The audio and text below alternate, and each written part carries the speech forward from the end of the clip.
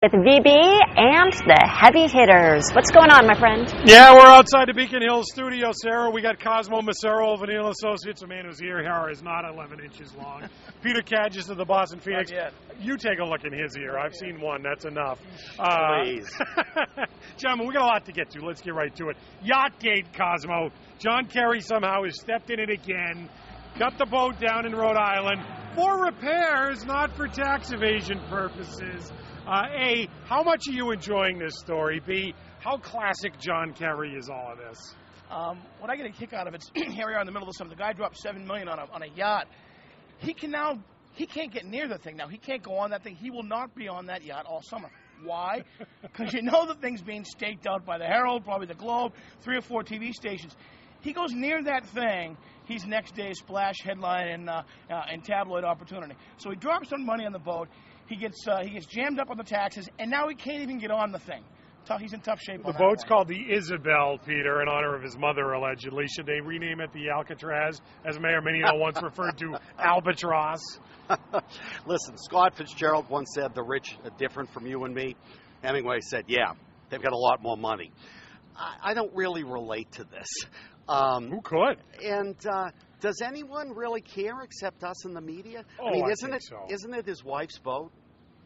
Well, there's a question for both of you. If your wife, you're both married, if your wife has a boat, do you not consider it your boat? I'll tell you, my wife would consider it her boat. Listen, Teresa has all the money in the family. She gets to do whatever she wants. But doesn't this ring similar, Cosmo, to, they passed the alcohol tax here in Massachusetts, and then the state rep from Westport goes up to New Hampshire and buys the liquor? Like, it doesn't look good. When you've got that kind of dough, your estate planning lawyers are often making those kind of decisions about who lives in one state, who lives in another, and where something is moored and so forth. Look, he says, Senator Kerry says the boat is being moored there for repairs, and that ultimately I think it'll come to Massachusetts. We'll see what that happens. I continue to say the funniest thing about this story is the guy can't get near his own boat unless he wants to be on the front page of every newspaper. No, that is a good point. Look, the lesson here is people in elected office should not own yachts. $7 million yachts, no less. Let's head national for a second. Another story sort of tied in with John Kerry. That's the WikiLeaks, these hundreds of thousands of documents 92,000. pertaining to the Iraq War and the Afghanistan War. How big a deal is this, Peter? The Obama administration says it's not a big deal. No, nothing really new in here. Is this a big deal? Well, the Obama administration is correct. There isn't anything startlingly new, but they're missing the point, and I can understand why they are. These documents concentrate.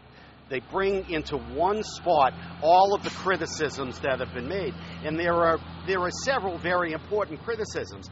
Maybe the most important is that the Pakistani intelligence units, who we are working with, are also working hand in glove with the Taliban. And that's a very, very disturbing thing. Haven't we learned it? It's bad news. A, we haven't made any progress with the Taliban, Cosmo. B, clearly we haven't made any progress with Pakistan, even though we keep sending money. Hillary just promised them another $500 million.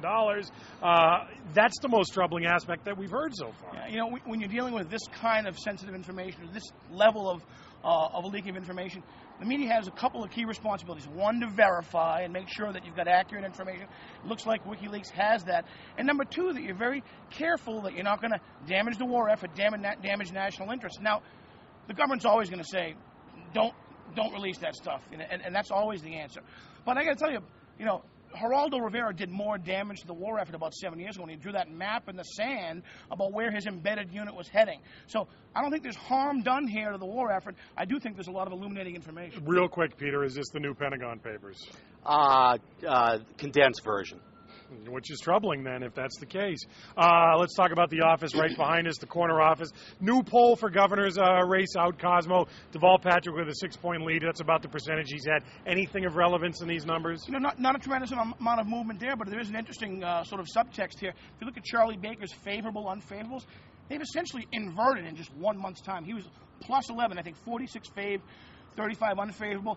That is now upside down, so he's like a negative 10 favorable, unfavorable. What does that tell us? Does it mean that as voters learn to like him more, as voters learn more about him, that they don't like him? Meanwhile, the governor on those favorable, unfavorables, kind of holding steady at plus 3, Tim Cahill, plus 6. Okay? Voters continue to like the guy once they get to know him. It tells you something about what's going on behind there, and that today probably in that poll, 2 people are happy, and maybe Charlie Baker's wondering, gee, I got to fix this. Quickly, Peter. I would say the news here is Cahill. Cahill's back up from a little bit, but over that 15%. I mean, clearly the Cahill supporters are going to determine the final election. And in my interaction with Cahill supporters, a Cahill supporter is more wedded to their guy than most Baker or Duvall supporters. Quickly, I got 30 seconds left, gentlemen. Let's talk about decisions Barack Obama made this week. 2 of them in particular. 1, he's decided, yes, he will go on The View. 2, he's decided, no, he's not going to Chelsea Clinton's wedding. What decisions would you have made, Cosmo? Does this mean that he couldn't get booked on My Life on the D list, so he went with The View? Beats Jersey Shore. I don't know if it's a big mistake, but it's some kind of mistake for the president to go on The View. Let's just say that. And as far as the wedding, I mean, why is he not at Chelsea's wedding? I don't know. I mean, was he invited? Was he invited? Cosmo.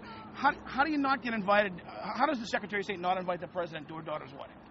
Because you don't want the president who's going to overshadow everyone else there. And you do want the picture of her dancing with him, especially if she's ever going to enter politics. Yeah, have they ever heard of Photoshop? I mean, Fair point. And I think I wouldn't go on The View, but I bet he hits a home run when he's on there. Peter Kadges of the Phoenix, Cosmo Macero Jr. Associates. They're the hitters.